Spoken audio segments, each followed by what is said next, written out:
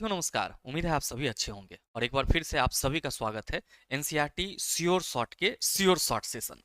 मेरे मित्र, जैसा कि आप सबों को मालूम है कि हम लोग एनसीईआरटी श्योर शॉर्ट में किसी एक टॉपिक को पकड़ते हैं और उससे संबंधित जो भी महत्वपूर्ण कंसेप्ट होते हैं उसको पूरे तरीके से खत्म करने का प्रयास करते हैं।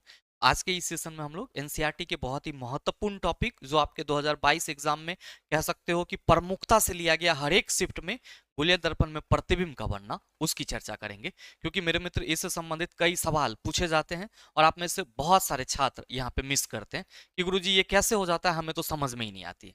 और ऐसे भी आप सबों के लगातार कमेंट भी आ रहे हैं, व्हाट्सएप पे भी मैसेज आ रहे हैं, लाइट, फिर आपका इलेक्ट्रिसिटी, मैग्नेटिज्म, इन सभी टॉपिक में आपको ज्यादा दिक्कत आ रही है। मेरा पहला प्रयास आपको यही रहेगा कि जो आपका जड़ से समस्या है उसी को पूरी तरीके से सन्नेस से नाबूद कर दिया जाए। तो उस कड़ी में हम लोग चर्चा करने वाले हैं गोलीय दर्पण में प्रतिबिंब बनना। मेरे मित्र, ध्यान रखिएगा एक और चीज कि क्लास में याद कराने की गारंटी है। ना हम किसी ट्रिक की बात करेंगे, ना हम किसी छल की बात करेंगे, ना धोखे की बात करेंगे। हम आपको वही सिखाएंगे जो आपको सीखना चाहिए। मेरे मित्र, क्लास में याद कराने की गारंटी मैंने क्यों बोला? इसीलिए बोला कि आप में से कई सारे छात्रों को इमेज फॉर्मेशन में समस्या होती है और इस समस्या के पीछे अगर आप देखेंगे तो तीन बड़े कारण देखने को मिलते हैं। और वो कारण क्या है? पहला तो ये कि हमारे बहुत सारे मित्रों को गोलीय दर्पण का जो बेसिक होता है वो पता नहीं होता है कि गोलीय दर्पण में कहाँ पे कौन सा पॉइंट है, किसको ध्रुव बोलते हैं, कौन वक्रता केंद्र है, कौन वक्रता त्रिज्या है, ये सब चीजें। दूसरी ये कि रे डायग्राम का कंसेप्ट हमारे पास नहीं होता है कि कौन सी किरण कैसे जाएगी तो वो कैसे मुड़ेगी, और यहीं पे बहुत सारे छात्र फंसते हैं। और जो तीसरा सबसे बड़ा समस्या है जो आप सभी देख पा रहे हैं वो ये कि हमेशा रटने की कोशिश करना। हमारे बहुत सारे ऐसे मित्र और मित्रानी ऐसे होंगे जो इसको रटने का प्रयास करते हैं, जबकि इस सेशन में आप देखेंगे कि आपको कहीं से भी रटने की जरूरत नहीं पड़ेगी। अगर आप मेरे साथ 15 से 20 मिनट इस सेशन में बने रहते हैं तो यकीन मानिए कि आज के बाद से आपको जीवन में कभी भी गोलीय दर्पण में प्रतिबिंब किस तरह से बनता है इसमें परेशानी नहीं आएगी। मेरे मित्र, बिना किसी देरी के अगर हम लोग चर्चा करें यहाँ पे कि सर गोलीय दर्पण में प्रतिबिंब का बनना क्या कोई रॉकेट साइंस है, तो हम आपको सीधे सीधे ये कहेंगे कि आप कहीं भी जाते हैं और शीशा में अपना मुंह देखते होंगे, यही प्रतिबिंब बनना होता है।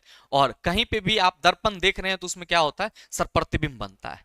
ऐसे तो दर्पण आपको समान रूप से देखने को मिलेंगे, तो दो प्रकार के जेन्युइनली आपको अपने आसपास में देखने को मिल जाएंगे। एक तो समतल दर्पण, ठीक है, और दूसरा आपका गोलीय दर्पण। याद रखिएगा कि समतल दर्पण से जब भी प्रतिबिंब बनेगा काल्पनिक होगा, और प्रतिबिंब दूरी और वस्तु दूरी हमेशा बराबर होती है। साथ में जो प्रतिबिंब बनता है वो क्या होता है? सर वस्तु की ऊंचाई के बराबर होता है, मतलब समान आकार का होता है। तो हम लोग उसके लिए आवर्धन भी एक लेते हैं। ये एक बहुत बेसिक सा कंसेप्ट है। आपके एग्जाम में जो मेनली पूछा गया गोलीय दर्पण से। और मेरे मित्र, आप सभी ये ध्यान रखना कि जब भी हम गोलीय दर्पण की चर्चा करते हैं, इसकी गोलीय दर्पण की चर्चा करते हैं, स्फेरिकल मिरर की चर्चा करते हैं, तो आपके जहन में ये आना चाहिए कि गोलीय दर्पण हमारे पास दो हैं। एक कौन सा है? तो याद रखना, एक है हमारा अवतल दर्पण। एक कौन सा है? अवतल दर्पण। और दूसरा कौन सा है? उत्तल दर्पण। अब ये अवतल और उत्तल में फर्क बस इतना सा ही होता है कि जब भी आप अवतल दर्पण को देखेंगे तो इसकी जो आपका संरचना देखने को मिलेगा वो कुछ इस तरीके का होगा, और इसका बाहर वाला पार्ट क्या होगा? सर कलई किया होगा, रसदित किया होगा। और उत्तल दर्पण में आप देखेंगे तो इसकी संरचना आपको कुछ इस तरीके से मिलेगी। और मेरे मित्र, अगर आप इसके संरचना को देखेंगे तो इसका अंदर वाला पार्ट क्या होगा? तो आप सभी पाएंगे कि रसदित किया होगा। क्या होगा सर? रसदित किया होगा। और ध्यान देना कि अब अगर इसके कुछ बेसिक टर्म को समझो तो आपको केवल एक ये डायग्राम देखनी है, केवल एक ये डायग्राम देखनी है जो कि स्पष्ट रूप से आप सबों को दिख रही होगी। मेरे मित्र, याद रखेंगे कि जब भी हम गोलीय दर्पण की चर्चा करेंगे, किसकी चर्चा करेंगे? गोलीय दर्पण की चर्चा करेंगे, तो गोलीय दर्पण वैसा दर्पण होता है जिसका परावर्तक सतह गोलीय होता है। और आप सरल शब्दों में कह सकते हो कि कोई गोलाकार अगर आपका कांच का कोई टुकड़ा हो, उसको आप दो भाग में बांट दो, एक को बाहर से और एक को अंदर से रसदित कर दो, तो आपको दो दर्पण प्राप्त हो जाएगी। तो सिंपल जो हमने यहाँ पे गोलीय दर्पण में अवतल और उत्तल दर्पण की चर्चा करा है, ये क्या है? आप सभी कहेंगे सर किसी खोखले गोले का हिस्सा होगा, और वो गोला आपका क्या है? तो आप सभी कहेंगे गुरुजी ये तो हमें गोला ही दिख रहा है। ये हमें क्या दिख रहा है? गोला ही दिख रहा है। ये हमारा क्या है? तो आप सभी कहेंगे कि गुरुजी ये हमारा गोला है, जिसका पार्ट क्या है? आप कहेंगे दर्पण। क्या है? दर्पण। अब मेरे मित्र याद रखना कि कोई भी गोलीय दर्पण होगी उसकी परावर्तक सतह गोलीय होगी। और गोलीय दर्पण क्या होते हैं? सर दो प्रकार के, अवतल और उत्तल। तो आप सभी यहाँ पे गौर से देखो, चिला आप सभी यहाँ पे गौर से देखो कि अगर हम आपको यहाँ पे मेंशन करना चाहे, यहां से देखना कि ये वाली यहाँ पर जो कटान है आपको, और यहाँ जो इस तरीके से आपको सर कलई किया हुआ मिल रहा है, इसको हम लोग क्या कहते हैं? कलई करना कहते हैं। क्या कहते हैं? कलई करना। तो यहाँ पे ये वाली दर्पण हमारा क्या है? अवतल दर्पण। क्या है? अवतल। इसी को कॉनकेव मिरर कहते हैं। ध्यान रखना कि ये वाला पार्ट क्या है सर? कलई किया हुआ है, पेंट किया हुआ है, ताकि प्रकाश की किरणें आर पार ना हो। यहाँ पे तो हमें परावर्तन के चलते प्रतिबिंब बनाना है। और ये जो अंदर वाली है, ये वाली सरफेस को हम लोग क्या कहते हैं? परावर्तक सतह कहते हैं। क्या कहते हैं? परावर्तक सतह कहते हैं। तो क्या ये चीजें क्लियर है? आप कहेंगे 100% क्लियर है। ठीक है। क्या अवतल दर्पण में बाहर से क्या होता है? रजदित किया हुआ रहता है, परावर्तक सतह अंदर की ओर होता है। अब देखो चिल्ला, यहाँ पे हम उत्तल दर्पण की बात करें, यहाँ पे ये देखो उत्तल दर्पण, ये वाला आप हिस्सा देख रहे हो, और इसका ये अंदर से रजदित किया हुआ है। क्या है? अंदर से रजदित किया हुआ। देखो यहाँ पे हमने आपको डायग्राम में क्या बताया कि यहाँ पे सर अंदर से रजदित किया हुआ है। तो आप क्या देख रहे हो कि सर इसको हम लोग उत्तल दर्पण बोलेंगे। क्या बोलेंगे? उत्तल दर्पण बोलेंगे। और मेरे मित्र ध्यान देना कि जब ये वाला पार्ट कलई किया हुआ है तो परावर्तक सतह कौन होगा? आप सभी कहेंगे गुरुजी परावर्तक सतह बाहर से होगा। परावर्तक सतह बाहर से। और इसका परावर्तक सतह क्या है? तो आप सभी कहेंगे अंदर। तो एक बड़ा डिफरेंस यहीं पे आ गया कि अवतल दर्पण में परावर्तक सतह अंदर की ओर होती है, जबकि उत्तल दर्पण में परावर्तक सतह बाहर की ओर होती है। अब ध्यान देना आप सभी यहाँ, अब ध्यान देना यहाँ पे आप सभी कि आप गौर से देख रहे होंगे कि ये जो अवतल और उत्तल दर्पण है, अगर हम यहाँ से इस गोलाकार वृत्त के लिए एक व्यास यहाँ पे ड्रॉ कर दे, तो आप सभी कहेंगे कि गुरुजी ये तो इसका सेंटर हो जाएगा। ये क्या हो जाएगा? सेंटर। और ध्यान देना ये इस सेंटर को हम लोग वक्रता केंद्र कहते हैं। और हम सभी क्या कहते हैं कि गोलीय दर्पण जिस खोखले गोले का भाग है, उसका जो केंद्र है वो वक्रता केंद्र कहलाता है। मतलब क्या कि ये जो हमारा अवतल और उत्तल दर्पण है वो इस केंद्र का भाग है, इस गोले का भाग है। तो यही वक्रता केंद्र अवतल दर्पण के लिए भी है और यही वक्रता केंद्र उत्तल दर्पण के लिए भी है। अब ध्यान दो कि यहाँ पे एक जो आपका रेखा है ये दर्पण को बीचों बीच दो बराबर भाग में बांट रही है। देखो कि जो ग्रीन वाली लाइन है वो दोनों ही दर्पण को क्या कर रही है? दो बराबर भाग में बांट रही है। इसको हम लोग मिड पॉइंट कहते हैं। क्या कहते हैं? Mid point. और याद रखना ये हमारा ध्रुव कहलाता है। क्या कहलाता है? ध्रुव, जिसको किससे इंडिकेट करते हैं? पी से। यहां पे भी ये हमारा क्या होगा सर? ध्रुव होगा, जिसको किससे इंडिकेट करते हैं? पी से। ठीक है। तो दर्पण का ध्रुव ये और दर्पण का वक्रता केंद्र ये हो गया। ये चीजें क्लियर? बिल्कुल क्लियर। बस इतना ही चीज आपको ध्यान में रखना है कि अवतल और उत्तल दर्पण में कि अवतल दर्पण का जो वक्रता केंद्र होगा वो क्या होगा सर? गोलीय दर्पण का वक्रता गोलीय किसी खोखले गोले का वक्रता केंद्र होगा, जिसका वो दर्पण भाग होगा। उत्तल दर्पण का भी सर सेम वही होगा। अब मेरे मित्र एक और चीज ध्यान देना कि ये जो आप यहाँ पे देख रहे हो, ये यहां तक आओगे, जैसे कि आप यहां आते हो, तो ये दर्पण का क्या कहलाता है? द्वारक यानी कि अपार्चर कहलाता है। अब ध्यान से समझना, जब ये आप बेसिक समझ जाते हो तो पोल आप कहेंगे दर्पण को दो भाग में, यानी कि दर्पण का मध्य बिंदु, चाहे वो उत्तल हो या अवतल हो, उसका मध्य बिंदु होगा पोल, यानी कि ध्रुव जो है दर्पण का क्या होगा? आप कहेंगे सर दर्पण का मध्य बिंदु होगा। अब हम अवतल की बात करें या उत्तल, दोनों के लिए सही है। अब ध्यान दो कि मन में आ रहा होगा कि फोकस क्या होगा। तो मेरे मित्र ध्यान देना कि अवतल दर्पण के लिए अगर हम लोग फोकस दूरी की बात करते हैं या फोकस की बात करते हैं, तो अवतल दर्पण के बस इतना याद रखना है कि मुख अक्ष के समांतर आ रही किरणें दर्पण से परावर्तन के बाद जिस बिंदु से होकर के गुजरेगी, आप देखो कि ये मुख अक्ष के समांतर है। अब यहाँ पे मुख अक्ष क्या हुआ? तो मेरे मित्र आप सभी ये ध्यान दो कि ये अगर हमारा अवतल दर्पण है और ये यहां से हम एक रेखा खींच रहे हैं, काल्पनिक रेखा, जो ध्रुव और सर सी वक्रता केंद्र को मिला रही है, तो यहाँ पे पीसी हमारा क्या होगा? आप सभी याद रखना, मुख अक्ष होगा। क्या होगा? मुख अक्ष होगा। और मुख अक्ष के समांतर है ये किरण, मुख अक्ष के समांतर है ये किरण। आप कहेंगे सर परावर्तन के बाद ये इस बिंदु से होकर के गुजर रही है।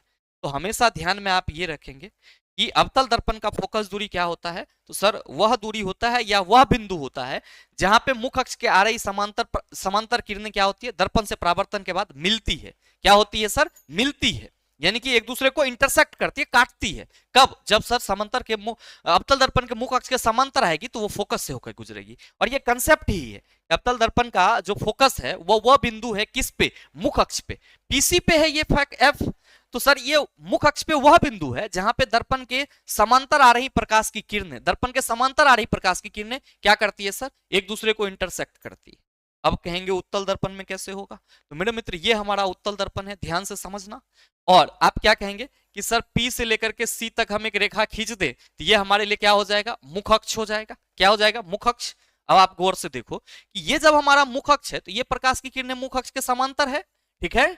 और आप सभी क्या देख रहे हैं कि सर ये मुख अक्ष के समांतर है, तो जाहिर सी बात है कि ये अवतल दर्पण में हमने देखा कि फोकस से होकर के गुजर जाती है, लेकिन ये ऐसा नहीं होगा क्योंकि इसका जो परावर्तक सतह है वो तो ये वाला हिस्सा है।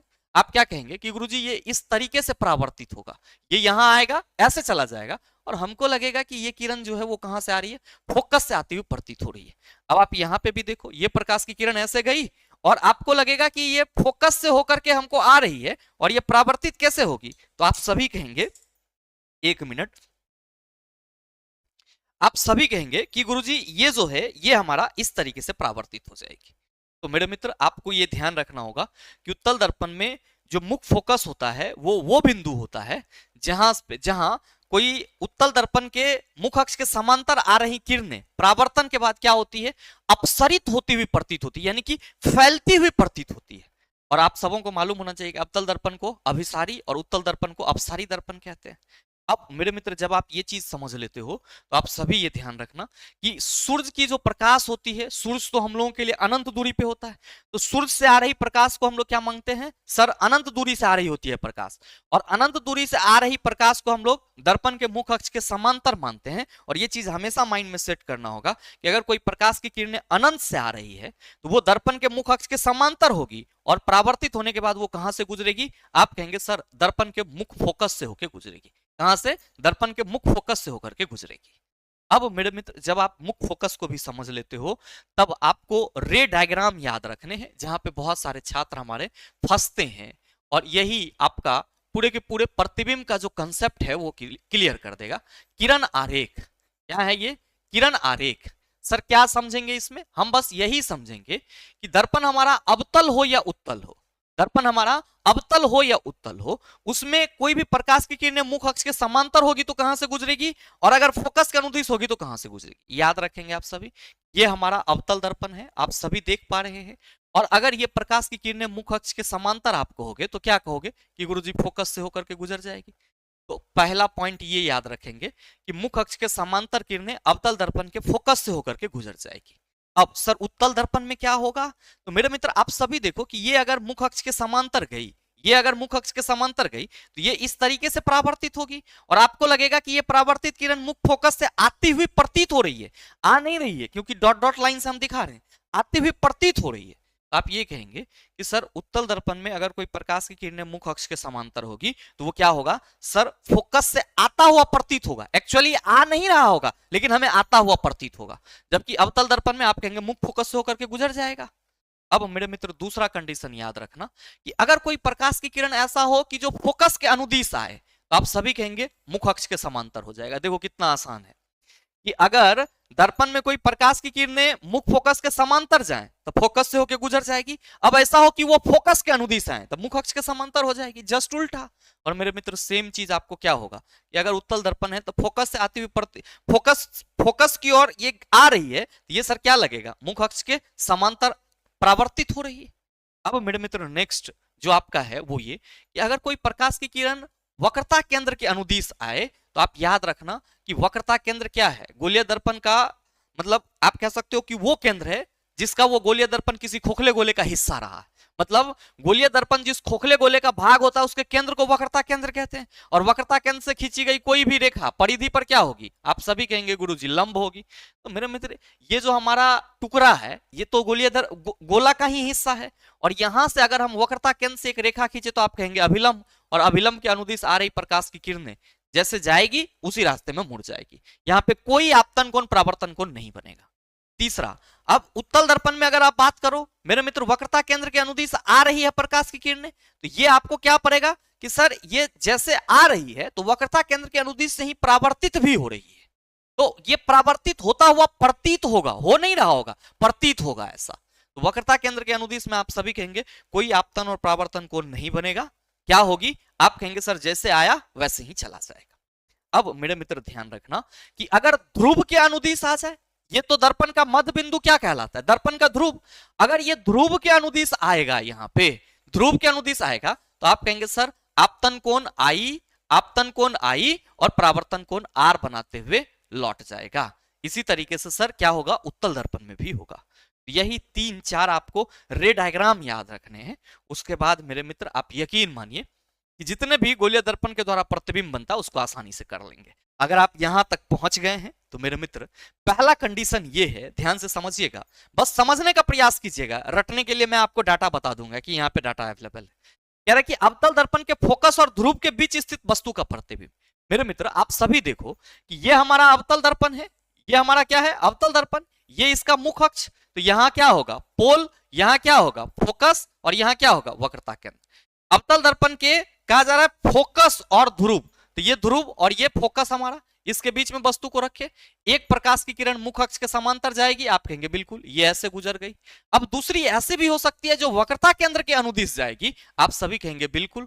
और ये दोनों काट कहां पे रहा है, तो आप सभी कहेंगे कि गुरुजी जो इंटरसेक्शन हो रहा है, अगर हम यहां पे देखें तो इसको भी हमें यहां फैलाना होगा और इसको भी हमें यहां फैलाना होगा, और दोनों परावर्तित किरणें आप कहेंगे दर्पण के पीछे, दर्पन के पीछे किसी बिंदु पे मिल रही है, और ये हमारा क्या हो गया, आप सभी कहेंगे कि सर यही तो हमारा इमेज है, यही हमारा प्रतिबिंब है। और चूंकि प्रतिबिंब याद रखना कि वास्तविक प्रतिबिंब उल्टा होता है जबकि काल्पनिक प्रतिबिंब सर सीधा होता है। ये प्रतिबिंब कैसा है, सीधा, तो आप कहेंगे सर प्रतिबिंब हमारा काल्पनिक है, प्रतिबिंब हमारा काल्पनिक है। साथ ही साथ प्रतिबिंब क्या है, तो वस्तु हमारा यहां पे है छोटा सा और प्रतिबिंब इतना बड़ा, तो प्रतिबिंब हमारा क्या है, आप सभी कहेंगे बड़ा। तो अब मेरे मित्र ये बताओ कि अगर कोई वस्तु अवतल दर्पण के फोकस और ध्रुव के बीच रखा हो तो उसका प्रतिबिंब कहां बनेगा, आप कहेंगे दर्पण के पीछे बनेगा। कैसा होगा सर, प्रतिबिंब काल्पनिक होगा और साथ ही साथ क्या होगा, बड़ा होगा। मेरे मित्र अगला कंडीशन देखो कि अवतल दर्पण के फोकस पर स्थित वस्तु का प्रतिबिंब। ये देखो यहां पे वस्तु हमारा है फोकस पे, एक कोई प्रकाश की किरण आप कहेंगे मुख अक्ष के समांतर जाएगी, तो कहां से गुजरेगी, आप सभी कहेंगे मुख फोकस से होकर गुजर जाएगी, गुजर गई।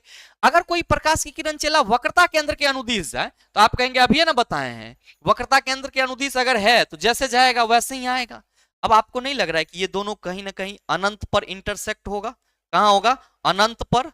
तो मेरे मित्र अगर वस्तु अवतल दर्पण के फोकस पर रखा हो तो आप सभी याद रखना कि जो प्रतिबिंब बनेगा, प्रतिबिंब बनेगा वो अनंत पर बनेगा, और क्या होगा, तो मेरे मित्र प्रतिबिंब उल्टा होगा, क्या होगा, उल्टा, और वास्तविक क्या होगा, वास्तविक, और सर बहुत बड़ा होगा, क्या होगा, बहुत बड़ा, जब वो अनंत पर बनेगा। ठीक है, तो मेरे मित्र सिंपल है कि एक प्रकाश की किरण मुख अक्ष के समांतर और एक हम लोग क्या कहेंगे वक्रता केंद्र के अनुदिश, मामला खत्म हमारा। नेक्स्ट मेरे मित्र ध्यान दो कि अगर कोई वस्तु अवतल दर्पण के वक्रता केंद्र और फोकस के बीच स्थित हो, मतलब वक्रता केंद्र और फोकस के बीच, ये रहा आपका वक्रता केंद्र सी, ये रहा आपका फोकस, यहां पे वस्तु देखो है, आप कहेंगे एगो प्रकाश की किरण सर मुख अक्ष के समांतर, तो फोकस से होकर के गुजर जाएगी, तो ये लोग गुजर गई फोकस से होकर के। अब ध्यान देना यहाँ पे कि एक कोई प्रकाश की किरण ऐसी होगी जो वक्रता केंद्र के अनुदिश होगी, वक्रता केंद्र के अनुदिश, तो आप कहेंगे सर ये ऐसे आएगा, ये ऐसे जा रहा है तो ये ऐसे आएगा भी। और आप क्या कहेंगे कि गुरुजी ये दोनों तो यहां इंटरसेक्ट कर रहा है।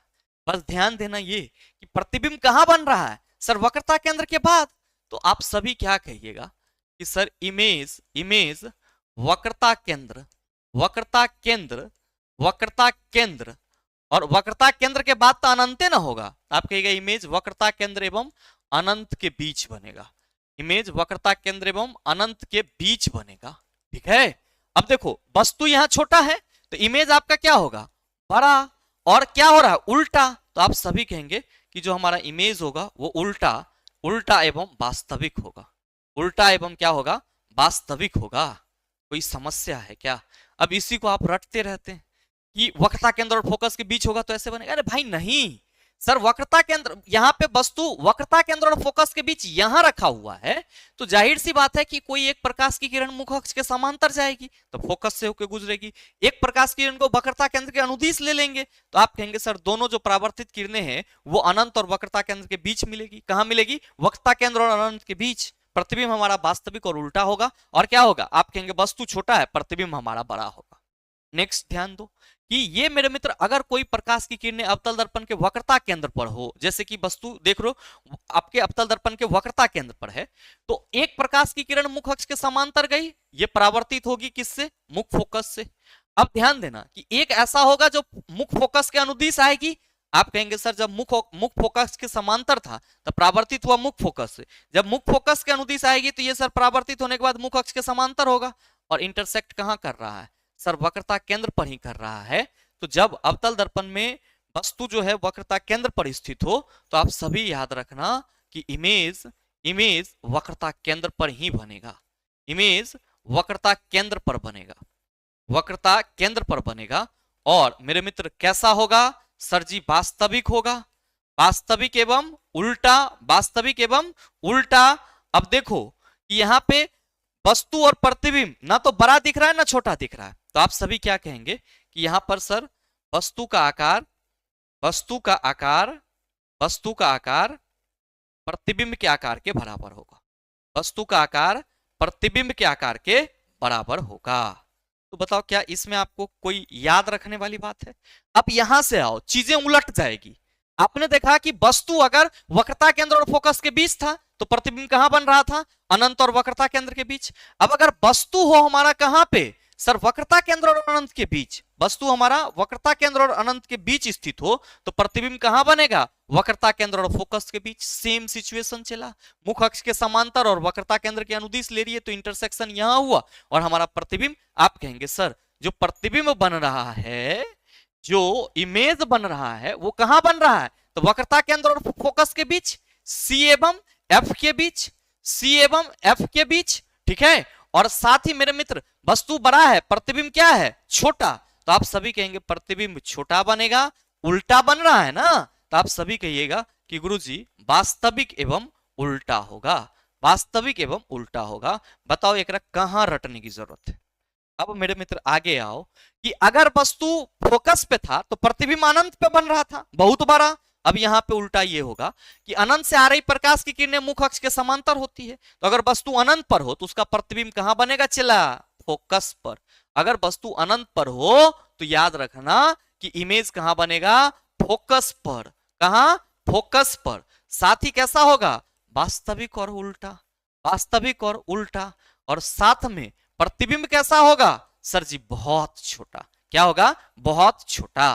तो मेरे मित्र अवतल दर्पण सिर्फ एक ही स्थिति में वस्तु का आभासी प्रतिबिंब बनाती है, जब वस्तु को वक्रता केंद्र वस्तु को जब फोकस और ध्रुव के बीच रखा जाता है तो प्रतिबिंब दर्पण के पीछे बनता है। अब ध्यान दो, एनसीईआरटी का ये टेबल आप सबों को याद रख लेना है, ना हो तो स्क्रीनशॉट ले लो। और जो हमने बताया है देखो, बिंब अनंत पर तो प्रतिबिंब फोकस पर। कैसा? अत्यधिक छोटा और बिंदु साइज। अगर अनंत पर वस्तु है तो प्रतिबिंब पे आपका जो प्रतिबिंब है वो फोकस पे बनेगा। कैसा होगा? सर बहुत छोटा और वास्तविक और उल्टा। अब देखो सी से परे मतलब वक्रता केंद्र और अनंत के बाद है, तो आप सब वक्रता केंद्र और अनंत के बीच है तो सर प्रतिबिंब फोकस और वक्रता केंद्र के बीच। तो बस यही आपको यहाँ पे रे डायग्राम के माध्यम से समझाया गया। मैं पीडीएफ टेलीग्राम पे डाल दूंगा, आप सभी एक बार देखेंगे, चीजें आपके माइंड में सेट हो जाएगी। अब मेरे मित्र उत्तल दर्पण की बात कर लेते हैं। उत्तल दर्पण जब भी प्रतिबिंब बनाएगा याद रखना आभासी और सीधा बनाएगा और प्रतिबिंब छोटा होगा। यहां पे देखो ये हमारा उत्तल दर्पण है और उत्तल दर्पण का ये मुख अक्ष, ये वक्रता केंद्र, ये फोकस और ये आपका पी हो गया, पोल हो गया। वस्तु यहां रखी हुई है तो एक प्रकाश की किरण ऐसे गई मुख अक्ष के समांतर, दूसरी वक्रता केंद्र के अनुदिश। इंटरसेक्शन कहां हो रहा है? आप कहेंगे यहां हो रहा। तो बस आपको दो स्थिति याद रखना। पहला, अगर उत्तल दर्पण में कोई वस्तु अनंत पर हो जैसे कि यहां, तो प्रतिबिंब कहां बनेगा? फोकस पर बनेगा। ठीक है, क्या होगा? अत्यधिक छोटा बिंदु के साइज का, आभासी और सीधा तो हमेशा बनेगा। अनंत तथा दर्पण के ध्रुव के बीच, अनंत तथा दर्पण के ध्रुव के बीच प्रतिबिंब कहां बनेगा? आप कहेंगे सर प्रतिबिंब पोल और फोकस के बीच दर्पण के पीछे बनेगा, छोटा होगा, आभासी और सीधा होगा। बस यही दो कंडीशन आपको ध्यान रखने हैं उत्तल दर्पण के लिए। हमेशा याद रखेंगे ये जब भी बनाएगा आभासी और सीधा प्रतिबिंब बनाएगा। तो मेरे मित्र अगर आप इस कंसेप्ट को केवल और केवल एक से दो बार सरसरी निगाह से देख भी लेते हैं ना, जो पीडीएफ फोटो का मैंने तैयार करा है, तो यकीन मानिए कि आपको जीवन में फिर दोबारा इसको पलटने की जरूरत नहीं पड़ेगी। आपका बेसिक या जो भी रे डायग्राम था वो सारा यहां से कंप्लीट हो जाता है। साथ ही मेरे मित्र ध्यान रखना है एक और चीज कि उत्तल दर्पण में जैसे जैसे वस्तु अनंत पे जाती जाएगी प्रतिबिंब क्या होगा सर, फोकस पे आता जाएगा। मतलब ये हुआ कि जैसे जैसे वस्तु उत्तल दर्पण से दूर होगी उसका जो प्रतिबिंब है वो क्या होगा सर, फोकस की ओर खिसकता चला जाएगा। ये चीज ध्यान में रखना। उम्मीद करेंगे कि ये सेशन आप सभी के लिए उपयोगी रहा होगा और आप सबों को गोलीय दर्पण में प्रतिबिंब किस तरह से बनता है, उसकी प्रकृति क्या होती है, अब याद रखने की जरूरत नहीं पड़ेगी। साथ ही मेरे मित्र आप सबों को यह भी कहना चाहूंगा कि अगर आप हमारे साथ जुड़ करके अभी भी आपके पास जो बचा हुआ समय है उसमें एनसीईआरटी 9th एंड 10th को लाइन बाय लाइन डिस्कस करना चाहते हैं, ये द लॉजिकल साइंस एप्लीकेशन पर उपलब्ध ये बैच आप सबों के लिए काफी हेल्पफुल रहेगा। मेरे मित्र इस बैच से संबंधित किसी भी तरह की जानकारी के लिए आप इस दिए गए नंबर पर कॉल या व्हाट्सएप कर सकते हैं। साथ ही उम्मीद करते हैं कि ये छोटा सा वीडियो आप सबों को अच्छा लगा होगा। अगर आपको अच्छा लगा तो वीडियो को लाइक कीजिएगा, ज्यादा से ज्यादा अपने दोस्तों के साथ शेयर कीजिएगा और अगर आप चैनल पर नए हैं तो सब्सक्राइब करके बेल आइकन दबा लीजिएगा ताकि इस तरह के एग्जाम रिलेवेंट वीडियो का नोटिफिकेशन सबसे पहले आपके पास पहुंचे और आप उसको सबसे पहले देख पाओ। मिलते हैं फिर अगले सेशन में, तब तक के लिए best of luck. Thank you, have a nice day.